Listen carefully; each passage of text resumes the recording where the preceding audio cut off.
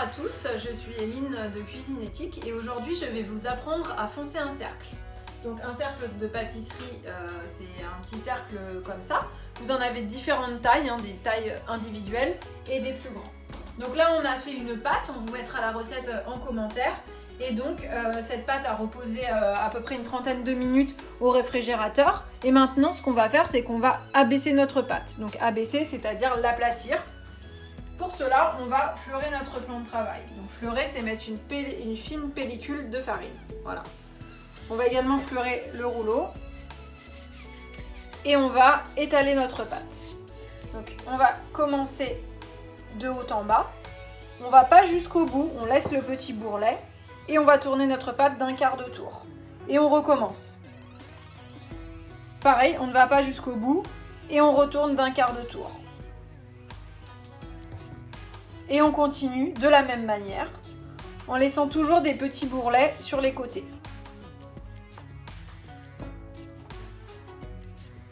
Et ensuite, on va pouvoir étaler notre pâte. Donc là, on lui a donné plutôt une forme ronde, puisqu'on a un petit moule rond. Et donc, je vais vous montrer le fonçage d'un petit cercle individuel. Bien entendu, vous pouvez faire la même chose avec un cercle plus grand et davantage de pâte. Voilà. Donc là, ce que je vais faire, c'est que je vais prendre mon cercle. Alors, je ne manipule pas la pâte directement avec mes mains, j'enroule toujours la pâte sur le rouleau. Et donc, je vais l'enrouler sur le rouleau et la déposer sur mon cercle.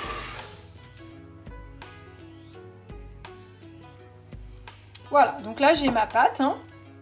Et ce que je vais faire, c'est que je vais aller enfoncer. Alors, ce qu'on peut faire pour se simplifier un petit peu la vie, c'est couper les bords qu'on voit déjà un peu grands, qui vont un petit peu nous embêter pour foncer et pour enfoncer la pâte. Voilà, donc on peut déjà enlever un petit peu de matière. Et ce qu'on va faire, c'est qu'on va délicatement ramener la pâte sur l'intérieur du moule pour former un angle à 90 degrés. Donc là, je vois aussi que j'ai un petit peu de matière, donc j'enlève, ça m'allège, c'est plus facile. Et donc, je vais aller bien enfoncer ma pâte pour former cet angle à 90 degrés. Donc, je m'aide de mes doigts, de mes deux mains. J'accompagne bien la pâte vraiment jusque dans le fond du cercle. On a parfois l'impression que c'est dedans, mais c'est pas bien plaqué sur les parois. Et c'est très important que ce soit vraiment bien plaqué sur les parois. Donc, je reprends avec l'ensemble de mes mains et j'appuie vraiment pour être sûr que j'ai bien mon angle droit sur le derrière de la pâte. Là, donc en fait, vous voyez, il y a encore des petits endroits où il faut que j'appuie un petit peu plus pour qu'on ait un bel angle droit et que nous ayons un beau fonçage. Voilà. Donc là, le fond de la pâte est bien réalisé. Je vais venir avec mes doigts et former un petit bourrelet, ce qu'on appelle un bourrelet. Donc, c'est-à-dire que je vais remettre un tout petit peu de pâte sur l'intérieur de mon cercle. Ce qui va me permettre après de couper avec un bord droit. Donc là, je fais mon petit bourrelet. Donc il y a des endroits où j'ai un petit peu moins de pâte que d'autres, mais ça ne pose pas de souci. Puisqu'après, de toute façon, on va couper et enlever le surplus. Voilà, donc là, j'ai fait un petit bourrelet, vous voyez, qui est un petit peu sur l'intérieur. Je vais prendre mon rouleau pour couper. Donc pareil, on ne va jamais jusqu'au bout. On va dans un sens, on tourne d'un quart de tour et dans l'autre. Ça évite de déchirer la pâte. Là, j'enlève le surplus. Et maintenant, ce que je vais faire, c'est qu'avec mes doigts, délicatement, je vais relever mon bourrelet et je vais le tendre pour venir bien plaquer ma pâte sur le bord de mon cercle. Voilà, c'est une petite phase un petit peu technique.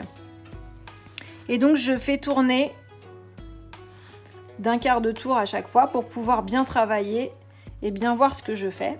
Et donc, je relève vraiment ma pâte, je la décolle et je la rappuie sur mon cercle. Voilà. Donc là, j'ai un cercle, je reprends, je vérifie à peu près l'épaisseur. Et pour terminer, je vais venir couper avec mon couteau à plat le surplus que j'ai au-dessus. Voilà, donc essayez de prendre un couteau qui coupe bien. Et on va venir délicatement couper le surplus avec la lame du couteau bien à plat pour ne pas déchirer la pâte. Et voilà, Donc là, j'ai mon cercle qui est foncé. J'essuie un petit peu, hein, au cas où il y a des petites choses qui pourraient coller pendant la cuisson. Et là, voilà, j'ai mon cercle qui est prêt. Donc, n'oubliez pas de piquer votre pâte en fonction de ce que vous choisissez de mettre à l'intérieur. Donc voilà, on pique notre pâte. Et ensuite, elle est prête pour pouvoir la garnir et la cuire. Idéalement, vous pouvez la repasser un petit peu au froid avant de la cuire. Et là, vous avez du coup un cercle.